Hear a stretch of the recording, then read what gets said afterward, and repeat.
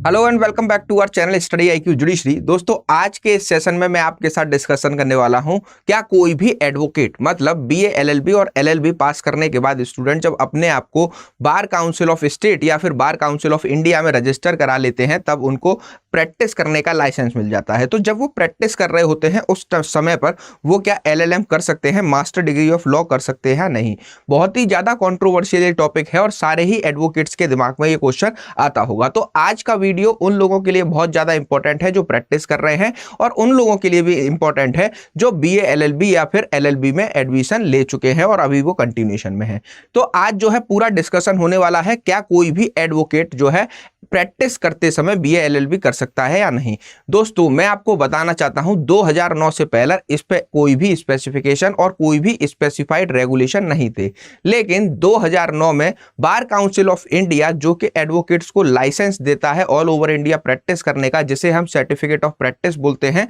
तो उन्होंने ये क्लैरिफाई किया कि जो भी व्यक्ति एज अ एडवोकेट प्रैक्टिस कर रहा है वेरियस कोर्ट्स में और पार्टीज के रिप्रेजेंटेशन करता है वेरियस कोर्ट में, वो क्या कर सकते हैं, वो जो है प्रैक्टिस के साथ साथ ही अपना जो है मास्टर कोर्स एलएलएम को परस्यू कर सकते हैं। लेकिन उसके बाद ये मुद्दा जब दिल्ली हाई कोर्ट पहुंचा तो दिल्ली हाई कोर्ट ने इस पर क्या ऑब्जर्वेशन दी और ये मुद्दा पूरा का पूरा डीयू के एलएलएम प्रोसीजर से रिलेटेड था। तो आज का सेशन उन सभी लोगों के लिए इंपॉर्टेंट होने वाला है जो लॉ प्रोफेशन से डील करते हैं, चाहे वो प्रैक्टिसिंग एडवोकेट्स हो चाहे एलएलबी परस्यू कर रहे वाले बच्चे। मूविंग हेड, अगर आप अभी तक मुझसे कनेक्ट नहीं हुए हैं तो आप इन दोनों सोशल मीडिया हैंडल्स पर मुझसे कनेक्ट हो सकते हैं। यहाँ पे मैं आपको डेली बेसिस पर सेशंस की पीडीएफ प्रोवाइड कराता हूँ और आपके सारे के सारे डाउट्स, चाहे वो किसी भी प्रोस्पेक्टिव में हो, चाहे वो प्रीलिम्स के प्रोस्पेक्टिव से हो, चाहे मेंस के प्रोस्पेक्टिव से हो, चाहे आपका कोई भी लीगल टॉपिक जो समझ नहीं आ रहा हो, सारी की सारी चीज़ों को यहाँ पे आपको समझाता हूँ। डेली बेसिस पर मैं यहाँ पे आपके साथ क्या एमसीक्यू प्रैक्टिसेस कराता हूँ, प्लस आपको करंट अफेयर्स भी प्रोवाइड किए जाते हैं इंग्लिश और हिंदी दोनों ही माध्यम में। इंग्लिश और हिंदी दोनों ही माध्यम में यहाँ पे आपको मैं सारी की सारी चीजें प्रोवाइड कराता हूं। अगर आपका कोई स्पेसिफिक डाउट है किसी भी चीज को लेकर, किसी भी स्टेट की जुडिशरी प्रिपरेशन को लेकर, तो आप मुझसे इंस्टा पे कनेक्ट हो सकते हैं और यहाँ पे मैं आपके सारे के सारे डाउट्स क्लियर करता हूं। मूविंग अहेड, अब जानते हैं हम आज के सेशन में कि क्या है हमारे बार काउंसिल ऑफ इंडिया की रेगुलेशंस अगर कोई भी व्यक्ति प्रैक्टिसिंग एडवोकेट के साथ साथ अपनी एलएलएम परस्यू करना चाहता है तो। Currently there are 2 approved courses in India through which a person can join the legal profession। ठीक, 2 तरीके के अभी जो है कोर्स इंडिया में चल रहे हैं, जिसमें एक होता है आफ्टर ग्रेजुएशन जिसको हम एलएलबी बोलते हैं, जो 3 ईयर में कराया जाता है। क्लियर। दूसरा होता है हमारा आफ्टर 12th मतलब +2 के बाद जो है आप 5 ईयर्स कोर्स ज्वाइन करते हो जिसमें आप बीए एलएलबी करते हो। ठीक। After passing of the above 2 degrees from an the institution recognised by bar council of India and subject to the other condition of the Advocate Act 1961, one can enroll herself as a advocate। ठीक, क्या बताया यहाँ पे हमें बताने की कोशिश की जा रही है कि इन दोनों ही जो है प्रोफेशन को करने के बाद, इन दोनों ही डिग्रियों को लेने के बाद आप क्या कर सकते हो, बार काउंसिल ऑफ इंडिया या फिर स्टेट बार काउंसिल में अपना रजिस्ट्रेशन करा सकते हो और उसके बाद आपके पास एडवोकेसी का मतलब प्रैक्टिस करने का लाइसेंस मिल जाता है, जहां पे आप वेरियस कोर्ट्स में इंडिया में जाकर क्या कर सकते हैं, अपने क्लाइंट्स का रिप्रेजेंटेशन कर सकते हैं और कोर्ट्स में अपने मुद्दे को जो है क्लाइंट्स के मुद्दे को रख सकते हैं। Moving ahead, however it has often been seen that after completing the graduation course in law many people wants to take the post graduation degree of the masters that is called LLM also while conducting the practice. ठीक, तो ये जो है चलन देखने को मिलता है कि जब कोई भी व्यक्ति अपनी लॉ की ग्रेजुएशन को पूरा कर लेता है, चाहे वो एलएलबी के थ्रू की जाए चाहे बीए एलएलबी के थ्रू की जाए, उसके बाद वो जो है अपने आप को एज अ एडवोकेट एनरोल करा लेते हैं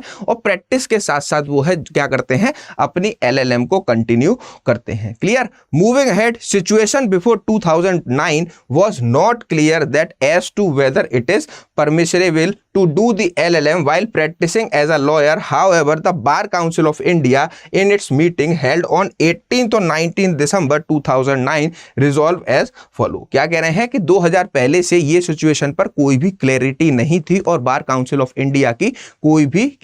भी जो है क्या कहते हैं, इस पर गाइडलाइंस नहीं थी कि आप जो है प्रैक्टिसिंग एडवोकेट के साथ एलएलएम कर सकते हैं नहीं कर सकते। लेकिन 2009 में 18 और 19 दिसंबर को ठीक, क्या किया गया, 18, 19, 20 दिसंबर को एक मीटिंग बुलाई गई बार काउंसिल ऑफ इंडिया की और उन्होंने इस प्रॉब्लम को रिजॉल्व किया, क्योंकि बहुत सारे एडवोकेट्स जो एलएलएम में एडमिशन लेना चाहते थे उनके ऊपर रिस्ट्रिक्शन इंपोज की जा रही थी वेरियस इंस्टीट्यूट और यूनिवर्सिटीज द्वारा कि आप जो है क्या करना होगा, आपको एलएलएम में एडमिशन लेने के लिए अपने जो है प्रैक्टिस के लाइसेंस को या फिर कोई भी आप जो है जॉब उस टाइम पे नहीं कर सकते। ठीक, तो this problem was resolve by the bar council of India in the 2009 and stated that the practicing advocate can join LLM course as a regular student without suspending the practice। तो यहाँ पे जो है क्या, बार काउंसिल ऑफ इंडिया ने 2009 में एक rule निकाला जिसके अकॉर्डिंग जो है उन्होंने 18 दिसंबर और 20 दिसंबर के दौरान हुई मीटिंग के में एक जस्टिफिकेशन दिया कि जो भी व्यक्ति एज अ एडवोकेट प्रैक्टिस कर रहा है बीए एलएलबी और एलएलबी करने के बाद वो जो है अपने प्रैक्टिसिंग के साथ साथ ही क्या कर सकता है, अपने प्रैक्टिस के साथ साथ ही जो है एलएलएम की डिग्री को परस्यू कर सकता है। As such yes, all advocates and lawyer can do LLM without suspending their practices. ठीक, तो ये पूरा का पूरा मुद्दा क्या कर दिया गया, पूरा का पूरा मुद्दा जो है बार काउंसिल ऑफ इंडिया के द्वारा इस पे स्पष्टीकरण आया कि जो भी व्यक्ति एज अ एडवोकेट प्रैक्टिस कर रहे हैं उनके पास पूरा अधिकार है कि वो अपने प्रैक्टिस को भी कंटिन्यू रखेंगे प्लस उसके साथ साथ अपनी एलएलएम की डिग्री को जो है परस्यू करेंगे। लेकिन कुछ जो है क्या, कुछ और इसमें इशू थे। कुछ यूनिवर्सिटीज क्या करती हैं, जैसे डीयू, बीएचयू, एएमयू, इलाहाबाद, जो भी हमारे सेंट्रल यूनिवर्सिटी हैं वो क्या करती हैं, स्टूडेंट के ऊपर एक जो है क्या लगाती थी, ऑब्लिगेशन लगाती थी कि आपको रेगुलर कोर्स करना है तभी आप हमारे यहाँ एडमिशन ले सकते हो और आप उस दौरान में प्रैक्टिस नहीं करोगे। तो यही जो है एक मुद्दा हमारे डीयू यूनिवर्सिटी में 2 छात्रों के द्वारा एडमिशन लिया गया और वो जो है एज अ एडवोकेट प्रैक्टिस भी करते थे। तो उनको इस बेसिस पे जो डीयू यूनिवर्सिटी का डिपार्टमेंट ऑफ लॉ है और वाइस चांसलर ने क्या किया, रिस्ट्रिक्ट कर दिया कि आपको एडमिशन नहीं दिया जाएगा। तो उसके बिहाफ पे वो जो है दिल्ली हाईकोर्ट पहुंचे और अपनी पिटीशन में उन्होंने दिल्ली हाईकोर्ट के सामने ये मुद्दा रखा। तो जानते हैं क्या था मुद्दा और क्या है सिचुएशन। ठीक, law graduate who want to pursue the LLM at Delhi university were asked to quit their job or stop practicing as a lawyer. This was challenged before the Delhi High Court। ठीक, जब दो student थे उन्होंने अपना जो है क्या BA-LLB complete करने के बाद दिल्ली यूनिवर्सिटी के बेसिस पर एडमिशन लेने के लिए एंट्रेंस दिया और एंट्रेंस क्वालिफाई करने के बाद जो भी उनके एलिजिबल क्राइटेरिया थे, जनरल कैटेगरी में आपके BA-LLB और LLB के 50% से ज़्यादा मार्क्स होने चाहिए, वहीं रिजर्व कैटेगरी SC/ST के अकॉर्डिंग 45% से ज़्यादा मार्क्स होने चाहिए। तो जब वो जो है अपने काउंसलिंग के दौरान एडमिशन लेने पहुंचे तो वहाँ पर दिल्ली यूनिवर्सिटी के डिपार्टमेंट ऑफ लॉ ने और वाइस चांसलर ने उनको रिस्ट्रिक्ट कर दिया और उनके सामने ये शर्त रखी गई कि अगर आप प्रैक्टिसिंग एडवोकेट हैं या फिर आप कोई जॉब करते हैं तो आप यहाँ पर एडमिशन नहीं ले सकते। ये जो है दिल्ली हाई कोर्ट के संजीव सचदेवा जस्टिस के सामने, उनकी बेंच के सामने जब ये मैटर पहुंचा तो इसमें क्या क्या कंटेंशन रखी गई डीयू के डिपार्टमेंट ऑफ लॉ के द्वारा और उनके एडवोकेट्स द्वारा। तो ये मैटर जो है ऑनरेबल जस्टिस संजीव सचदेवा जी के सामने जब पहुंचा तो the bar council of India which supervise the legal profession enable advocates to enrol LLM as ordinary student with carrying on their profession. Therefore, how can DU place limit on carrying on of the practices of law? ये जो है court के सामने सबसे मुख्य जो है question raise किया गया और सबसे इंपॉर्टेंट सवाल जो है पूछा गया कि अगर बार काउंसिल ऑफ इंडिया जो कि पूरे के पूरे एडवोकेट्स के ही रिस्पेक्ट में डील करती है और यही जो है लाइसेंस देती है प्रैक्टिस करने का पूरे हिंदुस्तान में किसी भी एडवोकेट को, तो जब वो अलाउ कर रहे हैं और वो ये कह रहे हैं कि आप जो है रेगुलर LLM करना चाहें तब भी जो है एज अ एनरोल्ड प्रैक्टिस करके एडवोकेट बनकर क्या कर सकते हैं, आप जो है इसको परस्यू कर सकते हैं। तो डीयू किस चीज पर जो है दिल्ली यूनिवर्सिटी किस बेसिस पर उनको रिस्ट्रिक्ट कर रही है। ठीक, Rahul Datta and Padma, 2 law graduates who qualified for the admission of LLM programme petition before the Delhi high court. तो राहुल दत्ता एंड पद्मा नाम के 2 बच्चों ने क्या किया, इन दोनों ने जो एलिजिबल थे पूरी तरीके से डीयू में एडमिशन लेने के लिए LLM में,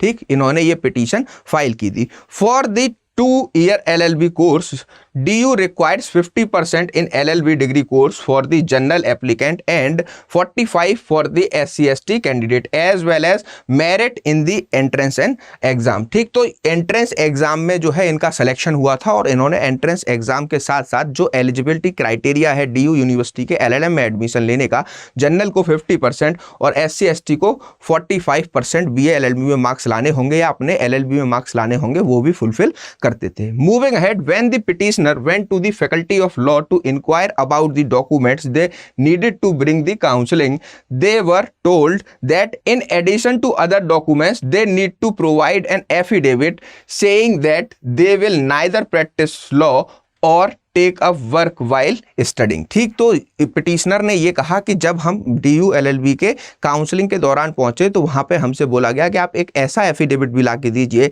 जिसमें आप ये एश्योर करेंगे कि जब आप 2 ईयर का DU का LLM कर रहे होंगे तो उस दोनों साल में आप जो है कहीं भी जॉब नहीं कर सकते, ना ही आप जो है एज अ एडवोकेट प्रैक्टिस नहीं करेंगे। Moving ahead, there council SN Singh told the court that this was restricted amount to the prevent petitioner from practicing in court, which is essential for their career. He said that the Bar Council of India allows working lawyers to pursue the LLM full-time course without having their license suspended. ठीक, तो ये जो है हमारे contention था किसका, petitioners के, advocates का, कि उनका पूरी तरह से कहना था कि जब बार काउंसिल ऑफ इंडिया इस चीज पे एग्री करता है और 2009 के रूलिंग के हिसाब से उन्होंने इस चीज को पूरी तरह क्लैरिफाई किया है कि जो भी बच्चा BA LLB या फिर LLB करने के बाद अपने आप को स्टेट बार काउंसिल में रजिस्टर कराकर एडवोकेसी का लाइसेंस प्राप्त कर लेगा और वो प्रैक्टिस के दौरान ही जो है फुल टाइम एंगेजमेंट LLM का कोर्स कर सकता है। तो जो उनके दोनों पिटिशनर हैं उनके ऊपर जो रिस्ट्रिक्शन लगाए गए हैं वो पूरी तरह से गलत हैं। तो दिल्ली हाई कोर्ट ने जो है इस पर अपना ऑर्डर दिया और इसमें ये बताया कि जो भी इंपोजिशन इंपोज की जा रही है DU लॉ डिपार्टमेंट के द्वारा वो जो है टोटली क्या है, इनवैलिड है। जब बार काउंसिल ऑफ इंडिया अलाउ कर रही है तो वो बच्चों को राइट है कि वो क्या करेंगे, एज अ प्रैक्टिसिंग एडवोकेट जो है काम करेंगे और उसके बाद वो जो है अपने LLM को परस्यू कर सकते हैं। तो अब प्रेजेंट टाइम में अगर बात की जाए तो हमें देखने को मिलता है कि जितने भी एडवोकेट्स हैं जो एनरोल करा चुके हैं और वो अपनी मास्टर डिग्री करना चाहते हैं तो वो सारे बच्चे क्या कर सकते हैं, वो सारे बच्चे अपने LLM को परस्यू कर सकते हैं। उनको लाइसेंस सस्पेंड कराने की कोई भी जरूरत नहीं है और ये इंपोजिशन के उनका लाइसेंस सस्पेंड माना जाएगा और वो उस टाइम पे प्रैक्टिस नहीं करेंगे जब वो LLM को परस्यू कर रहे हैं। ये कंडीशन पूरी तरीके से इनवैलिड है। तो अभी प्रेजेंट टाइम में जो भी बच्चे BA LLB कर रहे हैं, LLB कर रहे हैं, वो सबसे पहले पास होने के बाद अपना रजिस्ट्रेशन कराएं और उसके बाद अपना LLM भी परस्यू कर सकते हैं, क्योंकि एडवोकेसी में जो प्रैक्टिस का एक्सपीरियंस काउंट होता है वो उस दिन से माना जाता है जिस दिन से आपने अपने स्टेट बार में या फिर बार काउंसिल ऑफ इंडिया में अपने आप को एनरोल कराया है। और लॉ के फील्ड में, लॉ के एम्बिट में देखा जाए तो एक्सपीरियंस सबसे ज्यादा मैटर करता है, क्योंकि यहाँ पे सारी की सारी चीजें एक्सपीरियंस के बेसिस पे ही डिसाइड होती हैं। फ्यूचर में आपको जज बनने का ऑफर आ सकता है, डायरेक्टली डिस्ट्रिक्ट जज आपको बनाया जा सकता है अगर आप जो है 10 ईयर तक as a enrolled practising advocate हो तो, और उसके बाद आपका जो सीनियर टाइटल मिलता है, सीनियर गाउन जिसे हम बोलते हैं, सीनियर काउंसिल जिसे बोलते हैं, वो भी एक्सपीरियंस के बेसिस पे दिया जाता है कि कितने ईयर्स जो है आपने अभी तक प्रैक्टिस कर ली है। तो लॉ के एम्बिट में देखा जाए तो एक्सपीरियंस बहुत ज्यादा इंपॉर्टेंट होता है और एक एक दिन जो है बहुत ज्यादा कीमती हो जाता है। जैसे जब चीफ जस्टिस ऑफ इंडिया का चयन किया जाता है तो वो व्यक्ति जो एक दिन पहले किसी से जो है सुप्रीम कोर्ट का जज नॉमिनेट होकर ओथ ले चुका है उसको जो है वरीयता दी जाती है चीफ जस्टिस ऑफ इंडिया बनाने में। तो लॉ के एम्बिट में अगर आप देखना चाहोगे तो सीनियोरिटी और date of registration as a advocate बहुत ज्यादा मैटर करती है। इसी वजह से बार काउंसिल ऑफ इंडिया ने कहा है कि जो बच्चे BA LLB करने के बाद अपने आप को रजिस्टर कराएंगे उनके पास पूरा अधिकार है कि वो प्रैक्टिस के साथ साथ जो है LLM कर सकते हैं और आगे फर्दर स्टडीज को कंटिन्यू कर सकते हैं। उनके लाइसेंस को सस्पेंड नहीं माना जाएगा और उनकी प्रैक्टिस पे कोई भी रोक नहीं लगाई जाएगी। तो ऐसे ही इंटरेस्टिंग वीडियोस लेकर मैं आपके लिए आता रहूंगा। मिलते हैं नेक्स्ट वीडियो में। Thank you for watching. और ऐसे ही इंटरेस्टिंग वीडियोस आप मुझसे देखना चाहते हैं तो आप जो है स्टडी IQ जुडिशरी चैनल से को सब्सक्राइब कर सकते हैं। और उसके बाद आपको करना क्या है, उसके बाद जो है आपको कोई भी टॉपिक अगर मुझे सजेस्ट करना है तो मेरे इंस्टाग्राम पर या फिर टेलीग्राम पर आप मुझको सजेस्ट कर सकते हैं। तो मिलते हैं नेक्स्ट वीडियो में। Thank you for watching.